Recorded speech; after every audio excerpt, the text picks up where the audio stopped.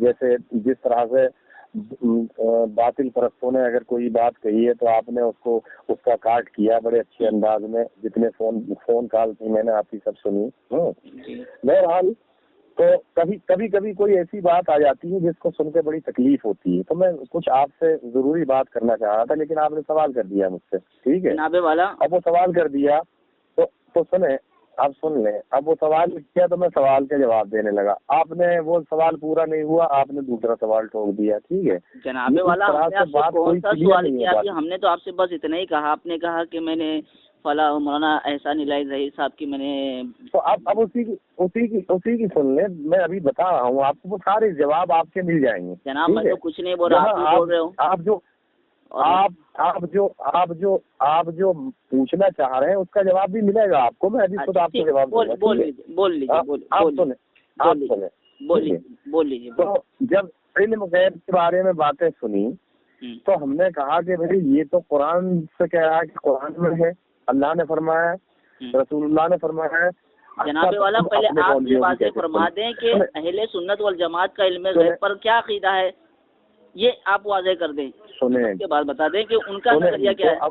اب مجھے واضح تو میں وہی تو کر رہا ہوں، تو آپ سنیں گے تبھی تو واضح ہوگا. آپ سنیں تو ذرا سن تو رہا اس کو. ٹھیک ہے نا. جی آپ سنیں، آپ پھر کاٹیں نہیں بات کو پہلے. اچھا پھر اس کے بعد میں آپ اس پر اور جو کچھ کہنا ہے آپ کہیں. ہاں بولیے. تو پھر اس کے بعد میں ہم نے اپنے مولویوں کی کیسٹیں سنی. ٹھیک ہے، قرآن کے تعلق سے اور علم غیب کے تعلق سے خصوصی طور پہ جب اپنے مولویوں کی کیسٹیں سنی تو دونوں میں اختلاف ہے، لیکن کہہ وہ بھی رہے ہیں کہ اللہ نے فرمایا ہے، رسول نے فرمایا، یہ بھی کہہ رہے ہیں اللہ نے فرمایا، رسول نے فرمایا. اب ہم اس کشمکش میں پڑ گئے کہ آخر سچ کیا ہے اور جھوٹ کیا ہے. اس کو تو ہم کو تلاش کرنا ہے. کیوں؟ جب یہ مولوی بھی کہا ہے اللہ نے فرمایا، رسول نے فرمایا، وہ مولوی بھی کہا ہے اللہ نے فرمایا، رسول نے فرمایا، تو اس میں سے دونوں تو سچ نہیں ہو سکتی ہیں. کہیں نہ کوئی غلطی ہے، اور اس کو ہم دیکھنے کے لیے تبھی ہم کو پتا چلے گا جبکہ پوری طرح سے ہم کو یہ پتا ہو کہ اللہ نے فرمایا ہے تو کہاں ہے. ٹھیک ہے، اگر اللہ نے کچھ بھی فرمایا ہے تو وہ قرآن کریم میں موجود ہے، 30 پہ ہے، کوئی زیادہ نہیں. ٹھیک ہے، یہ ہم لوگوں نے آپس میں ڈسکس کی، اور ڈسکس کرنے کے بعد ہم نے لے کے آئے قرآن ترجمے کا. ٹھیک ہے نا. جناب والا پہلے آپ واضح فرما دیں، آپ مہربانی ہوگی کہ اہل سنت والجماعت کا عقیدہ علم غیب پر کیا ہے، اور آپ جس مولوی کا ذکر کر رہے ہیں ان کا کیا ہے. اس کے بعد آپ قرآن پر آ جائیں، پھر یہ فیصلہ کر دیں کہ بھئی قرآن نے کیا کہا ہے، قرآن کس کی طرف ہے، اہل سنت والجماعت کی طرف ہے یا جس مولوی کا آپ ذکر کر رہے ہیں اس کی طرف ہے. جی جی فرمائیے. اسی پوائنٹ پر جو آپ کہنا چاہ رہے ہیں اسی پوائنٹ پہ آ رہا ہوں. آپ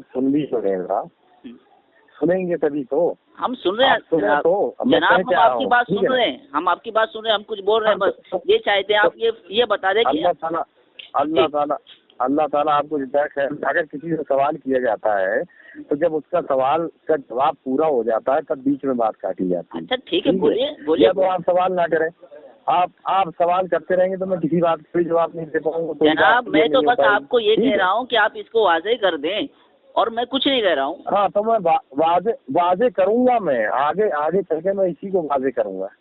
ٹھیک ہے چلو. اس کو نہیں، میں نے تو اختلافی کیسٹیں ساری سنی. ٹھیک ہے نا، ایک کیسٹ نہیں سنی. یہ تو ایک پوائنٹ میں بتا رہا ہوں آپ کو، لیکن ہم نے تو ایک پوائنٹ پہ پورے قرآن کو پلٹا، کئی بار پلٹا. اب ہم نے قرآن کی جو تعلیم ہماری تھی وہ اتنی ہی تھی کہ کبھی ترجمہ پڑھ لیا ممکن ہوا تو، ورنہ عربی میں ہی پڑھا تھا.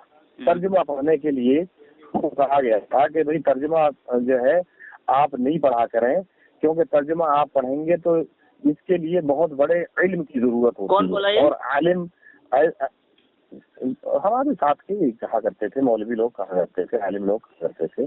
ٹھیک ہے، تو وہ کیا اور ہے لکھا ہوا بھی ہے. لوگوں یہ کہا کرتے تھے کہ اس کے لیے 18 علوم چاہیے. ہم کہتے تھے بھائی 18 علوم کون سے ہوتے ہیں؟ تو کہتے تھے گرامر آنی چاہیے، سیرت آنی چاہیے، تاریخ آنی چاہیے. اگر یہ سب چیزیں آپ کو نہیں آتی ہوں گی تو آپ قرآن میں بھٹک جائیں گے. ٹھیک ہے نا، اور قرآن آپ نہیں پڑھا کریں ترجمہ. بہرحال بہت نہ کے برابر کبھی پڑھ لیتے تھے، ورنہ قرآن کا ترجمہ نہیں پڑھا. اب ترجمے کو ہم لوگ پڑھنا شروع کیا، 2 لوگ تھے اور ٹائم بھی ہم پاس تھا، لگ بھگ 3 مہینے تک لگاتار قرآن کو سنا تھا، اور ہم لوگ جو ہے قرآن کو دن میں قرآن ختم کرتے تھے، دونوں آدمی 10 کیسٹوں میں سنتے تھے، کیونکہ ہمارے پاس جو ہے پڑھنے کا ٹائم تو تھا نہیں اتنا، لیکن کیسٹ میں سننے کا ٹائم تھا، دونوں آدمی گاڑی میں بیٹھا کرتے تھے، کام ہوا کرتا تھا باہر کا جانے کا، اور گاڑی میں سنتے تھے، لگ بھگ 14 گھنٹے ایسے ہم رہتے تھے، روڈ پہ تھے، کمپنی میں آئے تھے اس لیے ایک کمپنی میں، تو روڈ پہ رہتے تھے ہم لوگ، کبھی جدہ جا رہے ہیں کبھی مکہ جا رہے ہیں، تو سنتے تھے ہم کیسے ہیں، تو ایک بار قرآن کو 3 دن پلٹا کرتے تھے، 10 کیسٹیں ہم سنا کرتے تھے، 10 کیسٹیں وہ سنتا تھا، 10 کیسٹیں میں سنتا تھا ایک دن میں، اور ہم کو اس طرح سے 3 دن میں پورے قرآن کو پلٹ دیتے تھے۔ اب اس طرح جب ہم نے قرآن کو پوری طرح سے 3 مہینے لگاتار سنا، اب ہم نے اپنے مولویوں کی کیسٹیں لگائیں اور ان کی کیسٹیں لگائیں، ٹھیک ہے،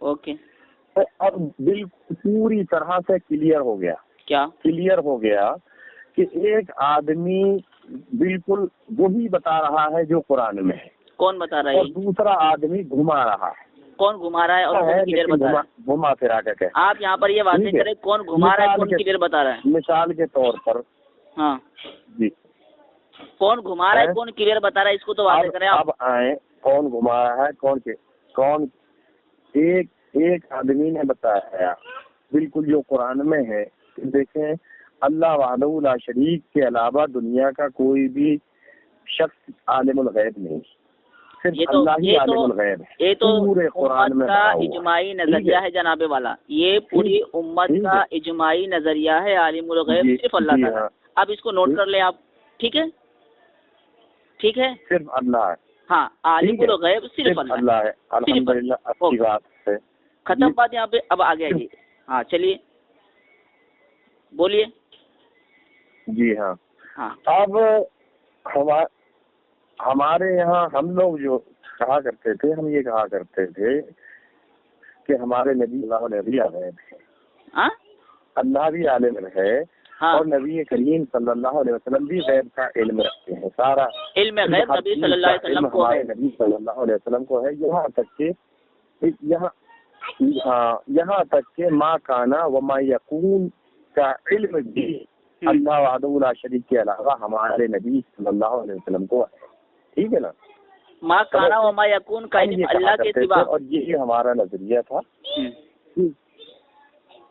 جی بولیے، جی بولیے، ہمارے نبی صلی اللہ علیہ وسلم کو ہے جناب والا، پہلے آپ یہ دیکھیے یہاں پر 2 بات ہو گئی، ایک تو علم غیب ہو گیا، اس کے بعد ما کانا وما یکون ہو گیا، تو پہلے ہم علم غیب پر بات کر لیتے ہیں۔ اب ہمارا اہل سنت والجماعت کا نظریہ یہ ہے کہ نبی صلی اللہ علیہ وسلم کو علم غیب حاصل ہے، ابھی ما کانا وما یکون پہ بعد میں کریں گے، پہلے اس کو واضح کر لیں۔ اب آپ یہ بتا دیں کہ جن کی کیسٹیں آپ نے سنی جو اہل حدیث مسلک سے وابستہ ہے، تو ان کا نظریہ اس پر کیا ہے، آپ اس کو واضح کر دیں، دونوں کا سیم ہے یا الگ ہے؟ ان کا نظریہ بالکل سیم وہ ہے جو اللہ وحدہ لا شریک نے کہا، نہیں یہاں پر آپ بتائیں، اور اللہ وحدہ لا شریک نے جس طرح سے ارشاد فرمایا ہے قرآن کریم میں، تو میں بتا رہا ہوں آپ کو، سنیں ان کا نظریہ یہ ہے کہ غیب کا علم جو ہے اللہ کے علاوہ کسی کو نہیں ہے، اور نبی آتا ہے غیب کا علم بتانے کے لیے، آپ کو نبی آتا ہے غیب کا علم بتانے کے لیے، غیب کی باتیں آپ کو بتانے کے لیے، ہاں غیب کی باتیں بتانے کے لیے ہی اللہ تعالیٰ کسی نبی کو مخصوص کرتا ہے انسانوں میں سے، ٹھیک ہے، اور اپنا نبی جو رسول ہے اس رسول کا کام ہی یہ ہے کہ آپ کو ہم کو غیب کی باتیں بتائے، ٹھیک ہے، اللہ کے حکم سے، اللہ تعالیٰ جس بات کا حکم دے، جو باتیں غیب کی ہیں جو اللہ تعالیٰ بتائے اپنے نبی کو، نبی ہم کو بتا دے، ٹھیک ہے جناب والا۔ آپ یہاں پر میں آپ کی اس بات پر متفق نہیں ہوں، میں کچھ کہنا چاہتا ہوں، میری بات سن لیجیے آپ، پھر آپ کہیے، میری بات سنیں گے آپ؟ بالکل میں آپ سے یہ کہہ رہا ہوں کہ آپ اس کو واضح کر دیں۔ بالکل سنوں گا میں، جب تک آپ سناتے رہیں گے میں سنتا رہوں گا۔ نہیں ابھی میں کہہ لوں، آپ نے اتنی باتیں کہی تو میں اب میں یہ کہنا چاہتا ہوں آپ سے کہ جیسے ہم اہل سنت والجماعت کا یہ نظریہ ہے کہ اللہ تبارک و تعالیٰ نے نبی صلی اللہ علیہ وسلم کو علم غیب عطا فرمایا ہے نا، صحیح ٹھیک ہے، ہلو، ہاں اب آپ